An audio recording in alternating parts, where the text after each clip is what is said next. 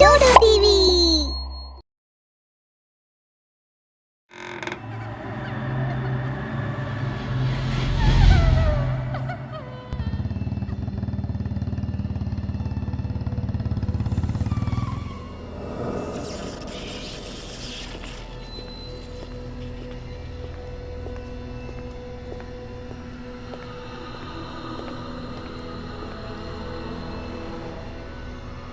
நிஷா, நிஷா,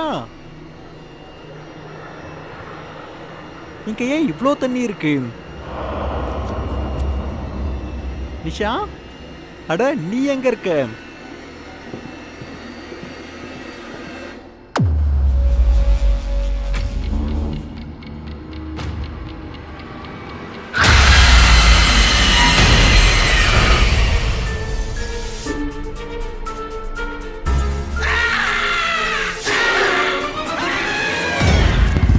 அவங்க கணவர் அமன் கூட அவங்களோட அம்மா வீட்டுக்கு வந்திருந்தாங்க. நிஷாவோட அம்மா இறந்து பல வருஷங்கள் ஆச்சு. இப்ப அவங்க வீட்டுல அவங்க அப்பா, அவங்க அண்ணி, அவங்க அண்ணா இருந்தாங்க. அட காவேரி மகளே, ஆர்த்தி தட்டு எடுத்துட்டு வா, பொண்ணும் மருமகனும் வந்திருக்காங்க.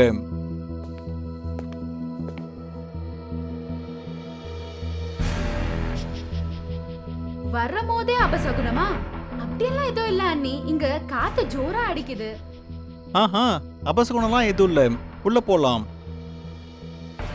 காவேரி டீயும் கொஞ்சம் பிரேக்ஃபாஸ்டும் எடுத்துட்டு வராங்க. மாப்பிள்ள, உங்க வேலைலாம் எப்படி போயிட்டு இருக்கு? எனக்கு இப்பெல்லாம் ஒர்க் ப்ரெஷர் அதிகமா இருக்கு. என்னால இப்பெல்லாம் நிஷாவை சரியா பாத்துக்கவே முடியல. அதனாலதான் நான் அவளை இங்க கூட்டிட்டு வந்தேன். இந்த மாதிரியான ஒரு நிலைமையில காவேரி அவங்கள ரொம்ப நல்லா பாத்துப்பாங்க.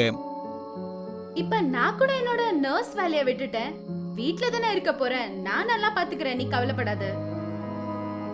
தீரஜ் அண்ணாவ காணோம், எங்க போயிருக்காங்க? குண்டலியை எடுத்துட்டு பண்டிட்ஜி கிட்ட போயிருக்காரு. உங்களோட குடும்பமும் வளரப்போகுது நிஷா. ஆனா இந்த குடும்பத்தோட வாரிசு எப்ப வரப்போகுதுன்னு தான் தெரியல. இந்த வீட்டு மேல யாரோட கண்ணு பட்டுடுச்சு. எல்லாமே சரியா போயிடும்பா. சரி, நான் கிளம்புறேன். சுவாமிஜி, குழந்தை பிறக்கிறதுக்கு ஏதாவது வழி இருக்கா? ஒரு வழி இருக்கு. அத உங்களால பண்ண முடியுமா இல்ல முடியாதா? சுவாமிஜி அதுக்கான வழியை தீரஜோட காதுல சொல்றாரு. அதை கேட்டவரு அப்படியே அசந்து போயிடுறாரு.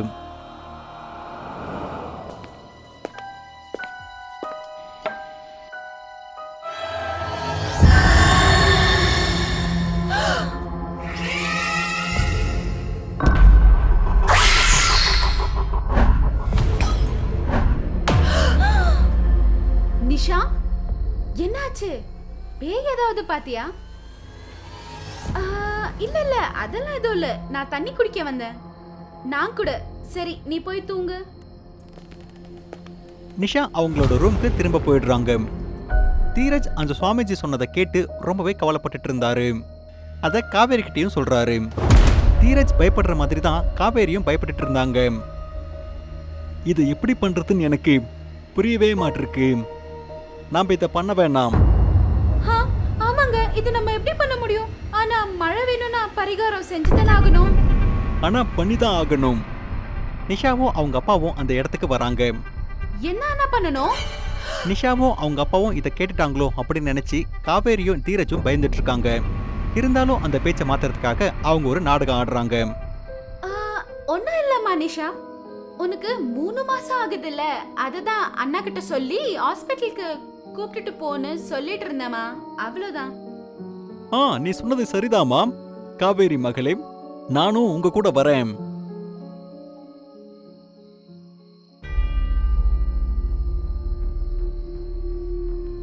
டாக்டர் என்ன சொன்னாங்க அண்ணி?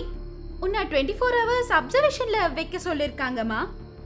ஒன்னும் பிரச்சனையெல்லாம் எதுவும் இல்ல, சில டெஸ்ட் பண்ணணும்னு சொன்னாங்க. இந்த ஹாஸ்பிட்டல்ல நான் ஏற்கனவே வேலை செஞ்சிருக்கேன், எல்லாருமே எனக்கு தெரியும். உன்னை நல்லா பாத்துப்பாங்க, சரியா? நீ ஆறாம ரெஸ்ட் எடு. ஆனா எனக்கு ஒரு விஷயம் தான் புரியவே இல்லை. 3வது மாசத்திலேயே உன்னோட வயிறு எப்படி இவ்ளோ பெருசா ஆயிடுச்சு? ஏதோ கடைசி மாசம் மாதிரி இருக்கு. இரு, நான் இதை பத்தி டாக்டர் கிட்ட கேக்குறேன். ஆமாப்பா, நானும் இந்த விஷயத்தை டாக்டர் கிட்ட கேட்கணும்னு நினைச்சிட்டே இருந்தேன். கேட்கலாம் ஒன்னும் தேவையில்ல, அது பிரச்சனை இல்ல. சில சமயத்துல இப்படி நடக்கும். நம்ம வீட்ல சாப்பிடுற சாப்பாட்டால கூட இந்த மாதிரி வயிறு உப்பிட்டு தான் இருக்கும். சரி அண்ணி, நீங்க சொன்னா சரியா தான் இருக்கும். காவேரி அவங்க அப்பா கிட்ட நைட்டு சாப்பாடு எடுத்துட்டு வரேன் அப்படின்னு சொல்லிட்டு அங்க இருந்து கிளம்புறாங்க. அவங்க அப்பா நிஷாவை நினைச்சு ரொம்பவே கவலைப்பட்டுட்டு இருந்தாங்க. காவேரியோட பேச்சு அவங்களுக்கு ரொம்ப வித்தியாசமா இருந்தது. என்னங்க, நான் ஹாஸ்பிட்டல்ல இருக்கேன். செக்கப்காக வந்தேன். எதுவுமே எனக்கு சரியா படலங்க. ரொம்ப பயமா இருக்கு. நீங்க இங்க வரீங்களா? வயிறு வேற வலிக்குதுங்க. நான் இப்ப நகரத்தை விட்டு வெளியே இருக்கேன். நான் வரத்துக்கு நைட் ஆயிடும். நீ உன்னை பார்த்துக்கோ, நான் அப்புறம் வரேன். ஃபோன் கட் பண்ண உடனே நிஷா ரொம்ப சத்தமா சிரிக்க ஆரம்பிக்கிறாங்க. பெட்டுக்கு கீழே போயிட்டு இருந்த ஒரு எலியை பிடிச்சு ரொம்ப வருஷம் பசியா இருக்கிற மாதிரி அதை அப்படியே சாப்பிட்டுறாங்க. இன்னைக்கு நைட் நாம் அதை செஞ்சே ஆகணும். எனக்கு அது தப்பா தோணுது. ஆனா குழந்தை வேணுங்கிற ஆசை மனுஷங்களை எது வேணாலும் செய்ய வச்சிரும். என்ன ஆனாலும் அந்த பரிகாரம் நம்ம செஞ்சே ஆகணுங்க. நிஷா மேல அந்த செயல் இப்பவே காட்டிட்டு இருக்குங்க. இன்னொரு பக்கம் அவங்க அப்பா ரொம்ப வருத்தப்பட்டு சாமியாரை பார்க்க போனாரு. அப்புறம் அவர்கிட்ட அவருடைய எல்லா கஷ்டத்தையும் சொல்றாரு. எனக்கு எதுவுமே புரிய மாட்டிருக்கு சுவாமிஜி, இங்க என்ன நடந்துட்டு இருக்கு? எனக்கு எல்லாமே புரிஞ்சிருச்சு. உன் பையனோட கையலாக்காத தனத்தை என்னால பார்க்க முடியல. அவங்க கிட்ட சொல்லக்கூடாத ஒரு பரிகாரத்தை நான் அவங்க கிட்ட சொல்லிட்டேன். அட கடவுளே, நான் ஏன் இப்படி பண்ணேன்? இந்த பாவத்துல இருந்து எனக்கு எப்படி முக்தி கிடைக்கும்? இங்க கேளுங்க, நான் உங்களுக்கும் ஒரு பரிகாரம் சொல்றேன். இதனால நிஷாவுக்கு எதுவும் ஆகாது. சுவாமிஜி நிஷாவோட அப்பாவுக்கு அந்த பரிகாரம் அப்புறம் வேண்டுதல் ரெண்டையும் சொல்றாரு. என்ன, என் மகனும் என் மருமகளும் என்னோட மகக்கிட்ட இப்படி பண்ண போறாங்களா? நான் அவனோட அப்பாவா இருக்கிறதுக்கு வெக்கப்படுறேன். ஆனா என் பொண்ணுக்கு நான் எதுவும் ஆகாத மாதிரி பாத்துக்கிறேன். நான் அவளை காப்பாத்துறேன். நைட் ஆகும்போது அமன் ஹாஸ்பிட்டலுக்கு வந்துடுறாரு.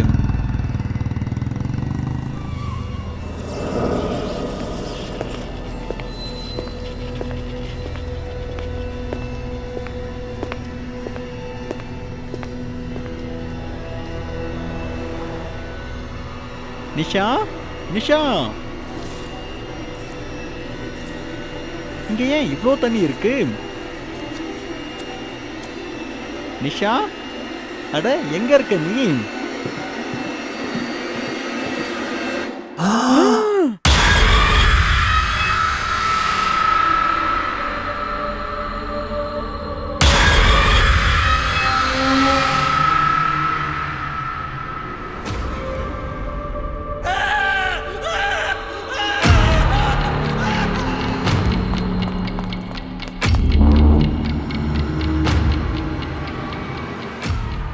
யாராவது என்ன காப்பாத்துங்க, காப்பாத்துங்க.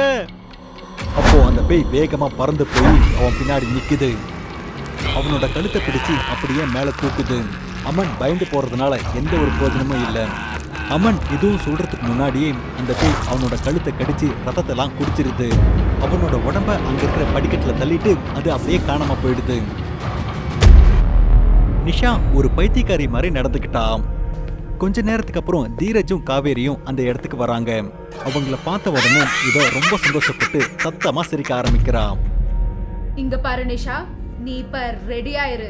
ஒரு நாள் இதே பெட்ல நானு ஒரு லேடிக்கு டெலிவரி பண்ணிட்டு இருக்கும்போது குழந்தையும் அந்த லேடியும் 2 பேரும் இறந்துட்டாங்க. அதனால அவ என் மேல ஒரு பயங்கரமான பகைய வளர்த்துட்டு இருக்கா. அவ என்ன ஒவ்வொரு நிமிஷமும் டார்ச்சர் பண்ணிட்டு இருக்கா. அதனால ஒரு குழந்தைய பலி கொடுத்தாதான் அவனோட ஆன்மா சாந்தி அடையும். என்ன மன்னிச்சிடு தங்கச்சியே. ஒரு வாரிஸ்க்காக நான் இதை பண்ணியே ஆகணும். உன்னோட உடம்புக்குள்ள இருக்கிற பேயே உன்னோட வயிற்றுக்குள்ள இருக்கிற குழந்தைய பலியா எடுத்துக்கும். அதனாலதான் நாங்க உன்னோட குழந்தைய பலியா எடுத்துக்கிட்டோம். அது எங்களால சந்தோஷமா இருக்கு. இந்தா. தீரஜ் ஒரு பெரிய கத்திய நிஷாவுக்கு கொடுக்கறாரு. நிஷா அந்த கத்திய வாங்கி தன்னோட வயிற்றுக்குள்ள குத்த போகும்போது அந்த இடத்துக்கு நிஷாவோட அப்பா வராரு. வாவ், வா என்னோட மகனே, நான் உனக்கு இதை தான் சொல்லி கொடுத்தனா? நீ உன்னோட சொந்த தங்கச்சியோட குழந்தையவே பலி கொடுக்க நினைச்சிட்டியா? கொஞ்சம் பொறு மகளே. அப்புறம் அவரோட பையில இருந்து ஒரு பவித்திரமான புக்கை எடுத்து அதுல இருந்து மந்திரம் படிக்க ஆரம்பிக்கிறாரு. ஓம் த்ரயம்பகம் யஜாமஹே சுகந்திம் புஷ்டிவர்தனம் ஊர்வாருகமிவ பந்தனாத்மத்யோம் ருக்ஷியா மாம்ருதா. இந்த மந்திரத்தோட சத்தம் கேட்டு நிஷா பைத்தியமாகிற மாதிரி இருக்கா. சத்தமா கத்துறா. ரொம்பவே பயப்படுறா. மாம்ருதா. அப்புறம் உடனே அவளோட வயிற்றுல இருந்து வெளியில வந்து அந்த கர்ப்பவதி பேய் பஸ்மமாயிடுது. அப்புறம் நிஷா மறுபடியும் முன்னாடி இருந்த மாதிரியே நார்மல் ஆயிடுறாங்க. தீரஜும் காவேரியும் அழ ஆரம்பிக்கிறாங்க. அப்புறம் அவங்க பண்ண இந்த தப்புக்காக நிஷா கிட்டயும் அவங்க அப்பா கிட்டயும் மன்னிப்பு கேட்கறாங்க. என்ன மன்னிச்சிரு நிஷா, எனக்கு வாரிசு வேணுங்கிற ஆசையில நான் இப்படி பண்ணிட்டேன். மனிதர்கள் ஒரு சில நேரங்கள்ல எந்த அளவு சுயநலவாதியா மாறிடுறாங்கன்னா அறிவை தடுக்கிற மாதிரியான சுவர் அவங்க முன்னாடி வந்து நிக்குது. அதனால நியாயத்தை பாக்குற ஒண்ணு முடியாத மாதிரி ஆயிடுது. நிஷாவும் அவங்க அப்பாவும் அவங்கள ஒருவேளை மன்னிக்கலாம். ஆனா அமனுக்கு நடந்த ஒண்ண யாராலையுமே ஈடுகட்ட முடியாது. அர்ஜுன் அப்புறம் பிரவீன் 2 பேருக்கும் அட்வென்ச்சர்னா ரொம்பவே பிடிக்கும். 2 பேரும் அட்வென்ச்சரை தேடி காட்டுக்கு போனாங்க. ஆனா அந்த காடு எவ்வளோ பயங்கரமா இருந்ததுன்னா அவங்க 2 பேருமே பயப்படுற அளவு இருந்தது. அர்ஜுன், நம்ம திரும்ப போயிடலாம், நம்ம தப்பான இடத்துக்கு வந்துட்டோம்னு நினைக்கிறேன். அப்போ திடீர்னு ஒரு பயங்கரமான பேய் அவங்க முன்னாடி வந்து அவங்கள பயம்படுத்துது. அதை பார்த்து அவங்க 2 பேரும் பயந்து போயிடுறாங்க. அவங்க ரொம்ப சத்தமா கத்த ஆரம்பிக்கிறாங்க. அப்ப அவங்களுக்கு ஒரு குரல் கேக்குது. இது ஒரு பிராங்க், இது ஒரு பிராங்க், அங்க பாருங்க கேமரா இருக்குது. மோஹித்க்கும் விராட்க்கும் யூடியூப்ல ஒரு சேனல் இருந்தது. அதுல அவங்க பேயோட பிராங்க் வீடியோ போட்டுட்டு இருந்தாங்க. அவங்க இந்த பேயோட புது புது வீடியோவை கண்டுபிடிச்சு போட்டுட்டு இருந்தாங்க. ஏய் விராட், இங்க பாரு, இது ஒரு புது கான்செப்ட். என்ன? இயக்கம். முன்னாடி ஒரு காலத்துல பேய் இருந்தது. அதுக்கு எந்த ரூபம் வேணுமோ அந்த ரூபத்தை அது எடுக்கலாம். அது விலங்கா இருந்தாலும் சரி, மனுஷனா இருந்தாலும் சரி, அது எல்லாரையும் கொன்னு சாப்பிட்டுடும். இதோட உண்மையான ரூபம் ரொம்ப பயங்கரமா இருந்தது. அந்த மாதிரி உருவத்தை எல்லாரும் பார்க்க முடியாது. ஆனா அந்த உருவத்தை யாராவது பார்க்கணும்னு நினைச்சாங்கன்னா அது ரொம்பவே பயங்கரமா இருக்கும். யாராவது அதை பார்க்கணும்னு நினைச்சாங்கன்னா அவங்களுக்கு பைத்தியமே பிடிச்சு போயிடும். அப்புறம் அது வேற ஒரு ரூபத்தை எடுத்துரும். அதை பார்க்க ஒரே ஒரு வழிதான் இருக்கு. அதோட காலை பார்த்தோம்னா அதோட கால் உல்டாவா திரும்பி இருக்கும். இது ரொம்ப பயங்கரமா இருக்கே. ஏய், நாமளும் இந்த மாதிரி ஏதாவது பண்ணலாமா? யோசிப்பா, யோசி. சத்தியமா சொல்றேன், யூடியூப்ல இது ரொம்ப நல்லாவே வரும். விராட்க்கும் இந்த ஐடியா ரொம்பவே பிடிச்சு போயிருது. அவனும் இதை ஒத்துக்கிறான். அவங்க 2 பேரும் பிராங்க் பண்றதுக்கு முழுசா பிளான் பண்றாங்க. பிராங்க் பண்ற நாள் வந்துருச்சு.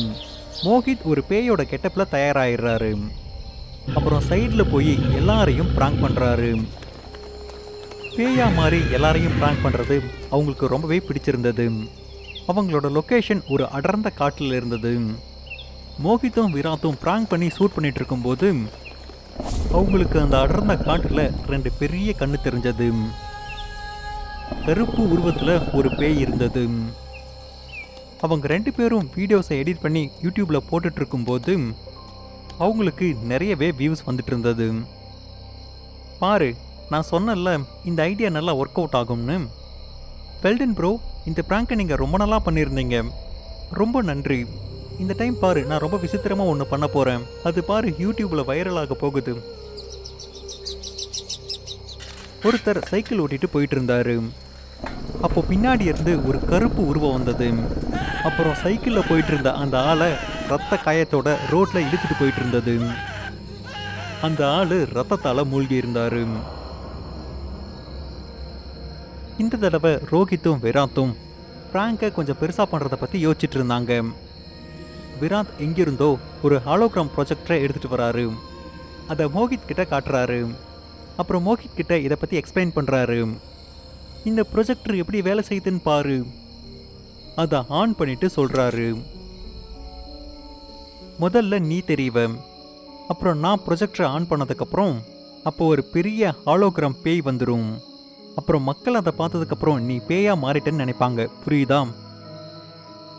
விராத் இந்த பிராங்கோட பிளானை மோஹித் கிட்ட சொல்றான். அப்புறம் அந்த நாளும் வந்துடுது. எதுக்காக இவங்க 2 பேரும் கஷ்டப்பட்டாங்களோ அந்த நாள். இந்த தடவை மோஹித் ஒரு பொண்ணோட வேஷம் போட்டிருந்தான். செவரி முடி வச்சுக்கிட்டு பொண்ணு மாதிரி வேஷம் போட்டிருக்கான்.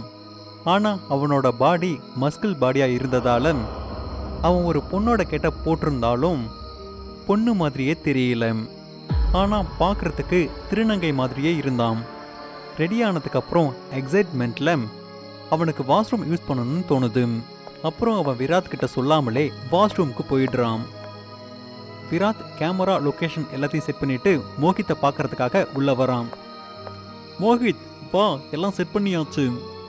ரொம்ப நேரம் ஆகியும் மோகித் வராததால விராட்டுக்கு என்ன தோணுதுன்னா, அவன் வரத்துக்கு முன்னாடியே அவன் கிளம்பி போயிட்டு தான் அவனுக்கு தோணுது. இதை யோசிச்சுக்கிட்டே அவன் வெளியில வந்துடுறான். அப்புறம் அவன் ஷூட் பண்ண ஆரம்பிக்கிறான்.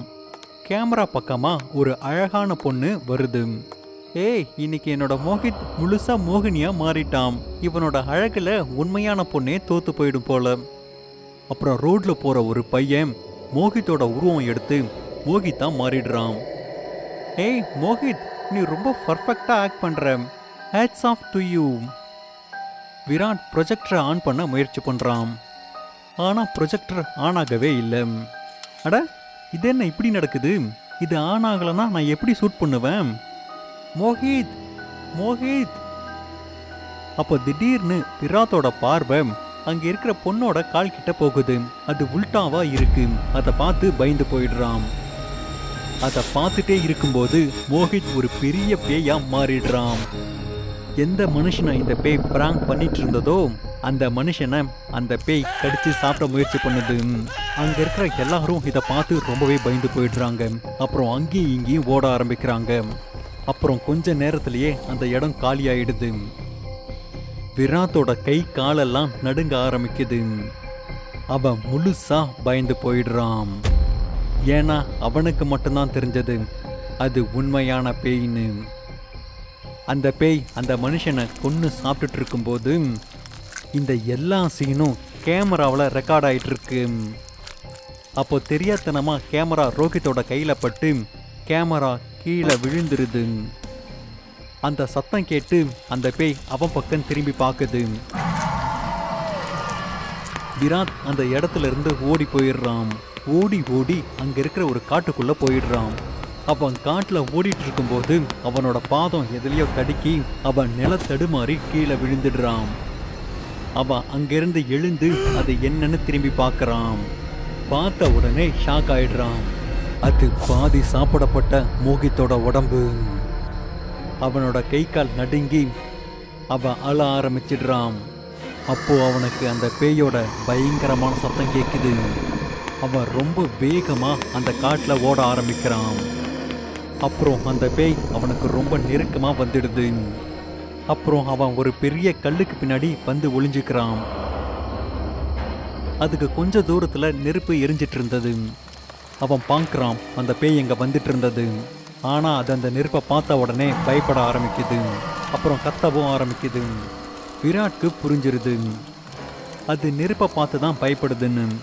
விராட் தைரியத்தை வர வச்சுக்கிட்டு அந்த நெருப்பு கிட்ட போயிடுறான். அப்போ அங்க எரிஞ்சிட்டு இருக்கிற ஒரு பெரிய கோலை எடுத்து அந்த பேய் மேல தூக்கி போட்டுடுறான். அந்த பேய் எரிய ஆரம்பிக்குது. விராட் அங்கிருந்து வேகமா ஓட ஆரம்பிக்கிறான்.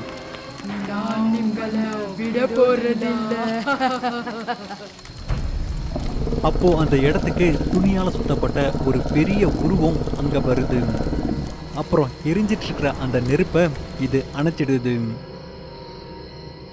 அப்புறம் அங்கிருந்து அது கூட்டிட்டு போயிடுது. அன்னையிலிருந்து மோகித் அப்புறம் விராட்டோட யூடியூப் சேனல்ல எந்த வீடியோவும் இருக்கல. அப்புறம் யாருக்குமே தெரியல அவங்க ரெண்டு பேரும் எங்க போயிட்டாங்கன்னு. வெளியே போய் எவ்வளோ நாள் ஆச்சு, ரொம்ப போர் அடிக்குது. கிராமத்து பின்னாடி ஒரு மேன்ஷன்ல ஒரு குட்டிச்சோறு இருக்குல்ல, அங்க போலாம். குடிக்கலாம், சாப்பிடலாம், என்ஜாய் பண்ணலாம். ஆமா, கரெக்டு தான். வெதர் கூட நல்லா இருக்கேன். வீக்கெண்ட் செட் ஆச்சு. உங்களுக்கெல்லாம் பைத்தியமா? உங்களுக்கு தெரியாதா அங்க பேய் இருக்கு? அட பயந்தாங்குழி, அப்படியெல்லாம் ஒன்றுமே இருக்காது. அங்கேயே போய் குடிச்சு கும்மாளம் அடிக்கலாம். அதுக்கப்புறம் அந்த பேய் வந்துச்சுன்னா அதுக்கு கொஞ்சம் ஊற்றி கொடுக்கலாம். எல்லாரும் சிரிக்க ஆரம்பிச்சாங்க. யாருமே ஆகாஷோட பேச்சை மதிக்காம வண்டி எடுத்துக்கிட்டு அந்த மாளிகையை நோக்கி போனாங்க. அந்த மாளிகைக்கு போனதும் சில பேர் போட்டோ எடுத்தாங்க. சில பேர் அங்க இங்கன்னு சுத்தி பார்த்துக்கிட்டே இருந்தாங்க. வந்தது நல்லதா போச்சு. ஐ மீன், வாட் எ வியூ மேன். ஆமாண்டா, லொகேஷன் சூப்பரா இருக்கு. நான் கொஞ்சம் அந்த கார்னருக்கு போயிட்டு வரேன். என்ன நல்லா இருக்கோ, எனக்கு நம்ம பயமா இருக்கு. நீ பயந்தாங்குழி தானே? இதுக்கு நடுவுல திடீர்னு அமித்தோட அலறல் சத்தம் கேட்டுச்சு. அட, இது அமித்தோட குரல் தான். ஆமா, அந்த கார்னருக்கு போனால, வாங்க போய் பார்க்கலாம். அவங்க எல்லாரும் அவனுடைய குரல் கேட்ட இடத்தை நோக்கி போனாங்க. ஓடுங்க ஓடுங்க, அமித் அது கொன்னுருச்சு, நம்மளே கொன்னுரும். நான் சொன்னேன்ல, நீங்க கேட்கல. சீக்கிரமா ஓடுங்க, உயிருக்கே ஆபத்து. இப்போ அவங்க எல்லாரும் கூட பயப்பட ஆரம்பிச்சாங்க. இந்த மாளிகைக்கு வந்து தப்பு பண்ணிட்டோம்னு நினைச்சாங்க. அதே பயத்துல அவங்க எல்லாரும் ஓடினாங்க.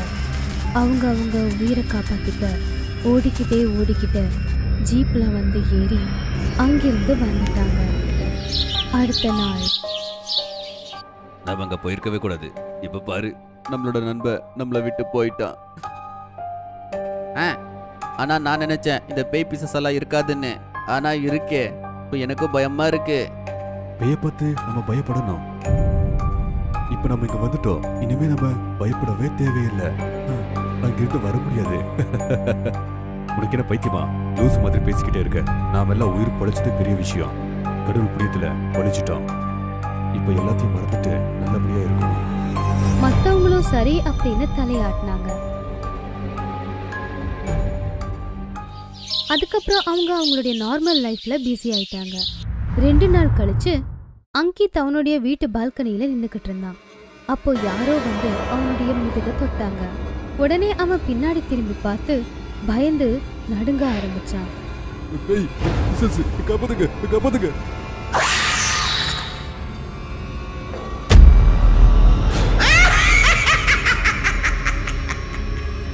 நீ பொழைக்க மாட்ட, நான் உன்னை கொன்னுடுவேன். பேய் அவன் பக்கத்துல வந்துகிட்டு இருந்துச்சு. அதை பார்த்து பயந்து அவன் பின்னாடி போய் பால்கனியில இருந்து விழுந்து.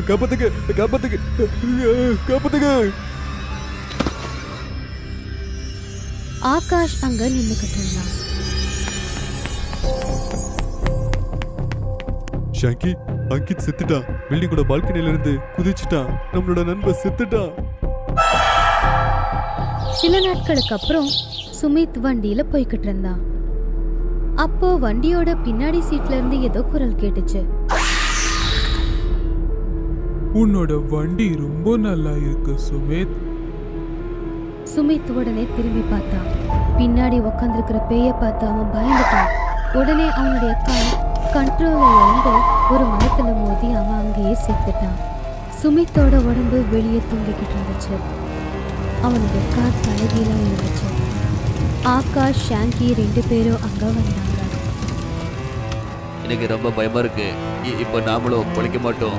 நாளைக்கு நாள் இப்படியே போகுது. இப்போ என்ன பண்றது? ஆமா பயமா இருக்கு. இப்போ இருக்கிறது 2 பேர் மட்டும்தான். இப்போ ஒருத்தன் தான் இருப்பான். ஷாங்கி உடனே திரும்பி பார்த்தான். ஆகாஷோட கண்ணு சிகப்பா இருந்துச்சு. அவனுடைய முகமும் வித்தியாசமா இருந்துச்சு. பேய் ஆகாஷ், என்னாச்சு உனக்கு? உடனே அவன் அங்கிருந்து வேகமா ஓட ஆரம்பிச்சான். பேயும் அவனை துரத்திக்கிட்டே போச்சு. ஆனா ஷாங்கி அதுகிட்ட இருந்து தப்பிச்சு ஓடிட்டான். அவன் அங்கிருந்த ஒரு சாமியார் கிட்ட போனான். சாமி, காப்பாத்துங்க சாமி. ஏன் வந்திருக்க? என்னாச்சு? ஷாங்கி சாமியார் கிட்ட நடந்த எல்லா விஷயத்தையும் சொன்னான். அதை எல்லாத்தையும் கேட்டதும் சாமியார் சொன்னாரு, உன்னோட நண்பன் ஆகாஷ் பிரச்சனையில இருக்கான். ஷாங்கியோட ஆன்மா ஆகாஷுக்குள்ள புகுந்திருக்கு. அவன் கூடவே அந்த ஆன்மா வந்து எல்லாரையும் கொண்டுகிட்டே இருக்கு. அப்படியே உன் கூடவும் வந்திருக்கு. ஆகாஷுக்குள்ள இருக்கிற அந்த ஆன்மா மிகவும் ஆபத்தானது.